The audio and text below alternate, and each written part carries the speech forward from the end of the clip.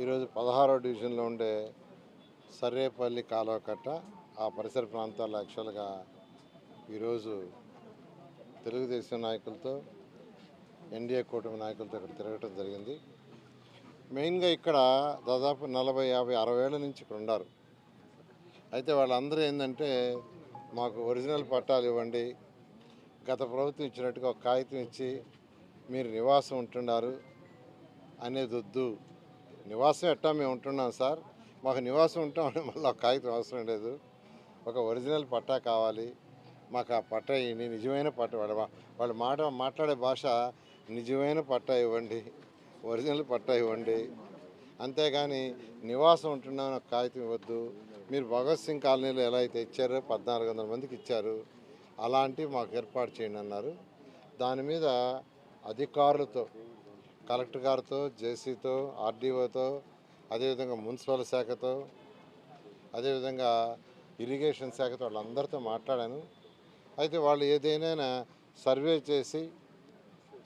చేసి రూల్స్ ప్రకారం ఇవ్వగలిగితే ఇస్తామన్నారు.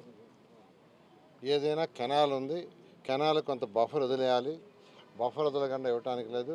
ఎంతైతే బఫర్ ఉందో ఆ బఫర్ వరకు వదిలేసి మిగతా పార్ట్లో ఇవ్వటానికి పాసిబిలిటీ ఉంటే ఇస్తామన్నారు. దాని మీద సర్వే చేయమన్నాను, సర్వే చేస్తున్నారు. బహుశా వాళ్ళొక 30 రోజులు సర్వే పడుతుంది. 30 రోజులు అయిన తర్వాత దీన్ని మళ్ళా అటు ఇరిగేషన్ అధికారులతో, అటు మున్సిపల్ శాఖతో మరియు రెవెన్యూ ముగ్గురితో కూర్చొని డిస్కస్ చేసి ఏమాత్రం రూల్స్కి వ్యతిరేకంగా కాకుండా రూల్స్ లోపల ఏమాత్రం పాసిబిలిటీ ఉన్నా ఇస్తానని ఇక్కడున్న ఎవరైతే ఉండారో స్థానికులకు చెప్పడం జరిగింది. ఎందుకంటే లాస్ట్ టైం ఎలక్షన్ వచ్చినప్పుడు వాళ్ళు అడిగారు, నేను ఒకటే చెప్పా, ప్రభుత్వం వచ్చిన తర్వాత నేను ఖచ్చితంగా సర్వే చేయించి స్టడీ చేసి ఎలా ఇవ్వాలో చేస్తానని చెప్పాను.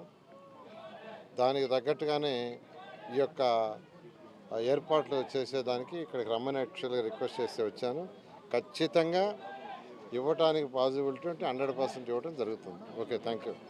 ఆహార దీక్ష తీసేది అది కాదు, ఆయన చక్కగా 16,000 మందికి యువతకి ఉద్యోగాలు ఇచ్చారు. వాళ్ళు ఎంతో హ్యాపీగా ఆనందంగా ఉన్నారు.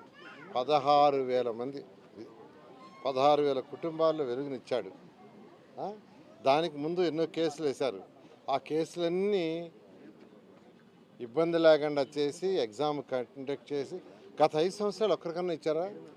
ఇవ్వలా. జాబ్ క్యాలెండర్ మళ్ళీ రిలీజ్ చేస్తున్నారు, అందుకనే భయపడ్డాడు.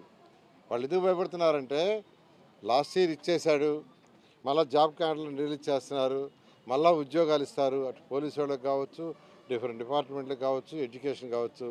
ఇలా ఇచ్చుకుంటా పోతే వైసీపీ వాళ్ళు మనం చీకొడతారు ప్రజలు అనే దాంతో ఆయన రిజైన్ చేయాలంటున్నారు. అది అసలు మీనింగ్లెస్. అందరూ తిడుతున్నారు. 16,000 మందికి ఉద్యోగాలు ఇస్తే 16,000 కుటుంబాల్లో చక్కగా వాళ్ళకి ఏర్పాటు చేస్తే, ప్రభుత్వం గవర్నమెంట్ ఉద్యోగం ఇస్తే, ఎగ్జామ్ పెట్టి చక్కగా చేస్తే, కోర్టు కేసులన్నీ పక్కన పెట్టి చేస్తే ఈరోజు వాళ్ళు చేయటం దారుణం. ప్రజలన్నీ గమనిస్తున్నారు, వాళ్ళే బుద్ధి చెప్తారు. చాలా